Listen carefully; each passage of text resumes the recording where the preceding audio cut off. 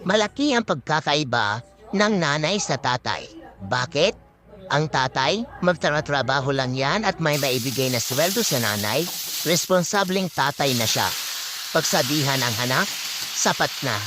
Pero ang nanay, nanay yan. Simula sa paghihirap, sa pagdadala sa sinapupunan, hanggang sa mailuwal ang anak, hanggang sa pag-aalaga pag may sakit, pagtingin, pag-aasikaso, pagpapakain, paglilinis, pag-aalaga, paghatid sundo, pagluluto, paglalaba, at pagtatanggol, kargo lahat ng nanay yan. May isa lang na hindi ka magampanan dyan, irresponsableng nanay ka na.